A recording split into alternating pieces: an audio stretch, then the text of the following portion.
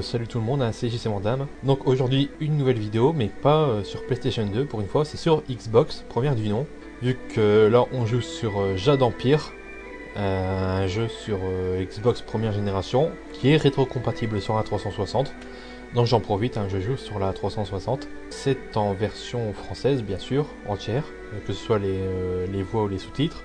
Niveau scénario, c'est simple finalement, c'est du vu et revu. Alors là, vous voyez le personnage, c'est le héros du jeu. Alors au début du jeu, vous pouvez choisir entre plusieurs personnages, mais le scénario reste le même, hein. Alors le scénario du jeu, vous êtes le héros. Il y a une vingtaine d'années, quand vous étiez encore bébé, vous avez été sauvé de près de la mort par une personne. Et cette personne, elle va devenir votre maître d'arts martiaux. Et 20 ans plus tard, vous avez grandi, et un beau jour, il y a les grands méchants de service qui viennent enlever votre maître, et qui tuent tous les élèves, tous les autres élèves, et qui brûlent l'école. Donc le but du jeu, c'est tout simplement de partir à la recherche de ceux qui vous ont causé tous ces malheurs, voilà, pour vous venger. Il n'y a rien de plus simple. Donc Jade Empire, il faut le savoir, c'est KOTOR en Chine, voilà. C'est pompé à 100% sur KOTOR et sur Fable. Pour ceux qui connaissent Fable aussi sur Xbox, il y a plusieurs doubleurs dans ce jeu-là pour la version française. Il y a des doubleurs très très connus, comme par exemple la voix française du docteur Emmett Brown dans la série des Retours vers le futur. Il y a aussi le doubleur d'Actarus dans Goldorak, et ouais, il est là, super bon doubleur. Vous avez encore la voix française de Sangohan adolescent pendant la période Boo dans Dragon Ball Z par exemple. Le problème c'est que on a des doubleurs professionnels qui font très très bien leur boulot, et on a d'autres doubleurs un peu moins connus et qui cabotinent, mais qui cabotinent à mort quoi. Les mecs, ça s'entend tout de suite qu'ils ont fait ça pour payer leurs impôts. Malheureusement à cause de ça, le jeu il varie quoi. Le doublage français, soit il est bon, soit il est vraiment super médiocre. Alors un autre point mauvais dans le jeu, vous voyez, le jeu il rame super souvent malheureusement. Même quand il n'y a pas grand chose d'affiché à l'écran, le jeu il rame, on se demande pourquoi. À part ça, c'est un super jeu d'aventure que je vous recommande. Il y a deux versions, il y a la version standard et la version édition limitée. Moi j'ai l'édition limitée, et vous avez un deuxième DVD.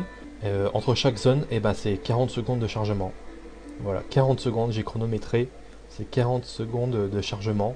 Et c'est tout le temps, hein. Entre chaque zone, c'est tout le temps, c'est aussi long. Si vous voulez charger une sauvegarde, c'est toujours aussi long, malheureusement. C'est dommage. Bon, à part ça, c'est vraiment, comme je vous l'ai dit, c'est un super jeu d'aventure. Avec un scénario franchement vu et revu, mais heureusement, vous avez, à part le scénario principal, vous avez des missions secondaires. Et aussi, vous avez plusieurs personnages que vous ne pouvez pas contrôler. Les personnages sont là, vous voyez, je ne les ai pas tous récupérés pour l'instant. Et vous pouvez en choisir qu'un seul, mais ils peuvent venir vous aider pendant les combats. Soit ils attaquent avec vous, soit ils vous soutiennent pour que vous soyez plus fort ou plus rapide, etc. Vous voyez à gauche de l'écran, si vous faites des bonnes actions dans le jeu, vous montez, vous êtes bénéfique, on va dire. Et si vous faites des trucs mauvais, vous êtes maléfique. Il y a plusieurs armes dans le jeu, plusieurs techniques à acheter ou à débloquer. Alors, il y a des armes, vous voyez, vous pouvez les monter en niveau. Alors bien sûr, vous pouvez gagner de l'argent pour acheter des potions, des armes, tout ça, enfin le grand classique du RPG. Il y a des missions secondaires, vous pouvez parler à pas mal de gens. Si vous voyez un A par exemple, vous pouvez leur parler. J'adore faire les courses dans la cité. Il y a tout ici. Alors il y a aussi des livres comme ça, passés un peu éparpillés partout dans le jeu. Si vous les lisez, vous gagnez des points d'expérience tout simplement. Alors les points d'expérience, vous les gagnez en lisant des livres, ou bien par exemple en battant vos ennemis tout simplement. Alors bien sûr, comme vous avez plusieurs choix dans les réponses que vous avez pendant les dialogues avec les autres personnages du jeu, vous pouvez utiliser des petites astuces, hein. Vous pouvez soit utiliser vos charmes par exemple, votre compétence charme ou votre compétence intimidation pour arriver à vos fins. Vous pouvez aussi, en choisissant les bonnes réponses, éviter le combat, ou bien soit carrément vouloir le combat puis tuer tout le monde. Alors là, ce sont les amulettes. Vous les récupérez dans le jeu en les achetant ou en les trouvant ou en tabassant vos ennemis. Les amulettes, elles vous font monter. Vous voyez à droite, vous avez la description charme plus 4, intimidation plus 4 et intuition plus 4. Alors il y a plusieurs niveaux de difficulté. Vous pouvez la régler en temps réel. Alors pour que ce soit pour les combats ou les mini-jeux. Enfin les mini-jeux c'est en dehors du jeu, hein, bien sûr. Alors pour les combats, il y a élève, maître et puis grand maître. Et franchement, les nombres de missions, pas primaires mais secondaires, elle est vraiment impressionnante. Vous n'êtes pas obligé de les faire, Mais si vous les faites, bah, vous gagnez des points d'expérience. Donc là, je vais vous montrer un combat. Mais d'abord, je vais vous montrer le système d'armes du jeu avec la croix directionnelle. Vous voyez en bas à gauche, avec la croix directionnelle, je choisis mes armes ou mes techniques à main nue. Et si je laisse appuyer sur une direction, vous voyez, hop, je peux attribuer à l'une des 4 directions de la croix directionnelle une technique ou une arme différente.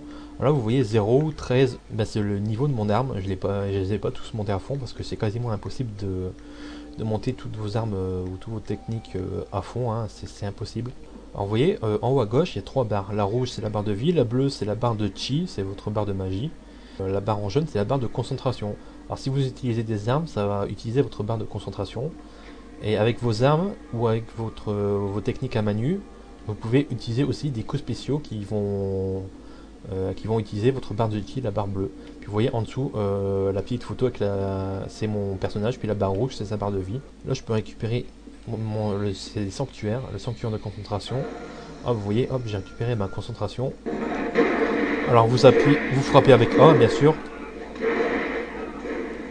Vous faites un coup spécial avec X. Enfin, un coup fort plutôt avec X. Puis un coup standard avec A. Si vous appuyez sur Y, vous avez de concentration. Puis là, vos ennemis sont plus lents. Enfin, c'est une sorte de bullet time, hein, tout simplement. Mais ça consomme, vous voyez, en haut à gauche, ça consomme toute ma concentration. Si vous laissez appuyer sur B, vous pouvez vous protéger. Et puis je peux changer d'arme hein, en temps réel. Je peux changer de technique. Bien sûr qu'avec gâchette droite ou gâchette gauche, vous pouvez changer le lock de vos ennemis. Bien sûr, quand votre barre jaune est à 0, vous êtes obligé d'utiliser vos points, tout simplement. Mais les graphismes, vous voyez quand même, sont quand même super beaux, de très belles textures. Parce que franchement, je comprends pourquoi il est sorti que sur Xbox. Parce que s'il était sorti sur PlayStation 2, franchement, on aurait eu des textures abominables, avec des graphismes abominables. Le jeu est vraiment super beau, des super effets d'ombre et de lumière. Des niveaux qui sont vraiment très grands. C'est assez scripté comme jeu malheureusement, mais les niveaux sont vraiment très grands. C'est vraiment génial. Une musique vraiment typiquement chinoise. Alors là, vous voyez, je peux récupérer des objets. Parfois, il y a des objets qui sont piégés, il faut faire attention. Tout à gauche de l'écran, une flèche jaune qui monte vers le haut. J'ai monté de niveau. Alors je vais là, niveau supérieur. Là, j'ai 3 points à attribuer. Puis après, j'ai 23 points de style pour faire augmenter mes armes ou mes techniques de combat. Alors vous pouvez changer d'acolyte à tout moment. Hein. Vous les choisissez, par exemple celui-là. Si vous appuyez sur X, vous voyez, vous pouvez changer la tactique.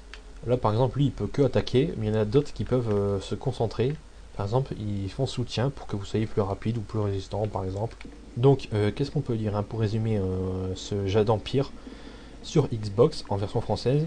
C'est Kotor en Chine, avec un scénario assez, un scénario assez vu et revu. C'est assez bateau.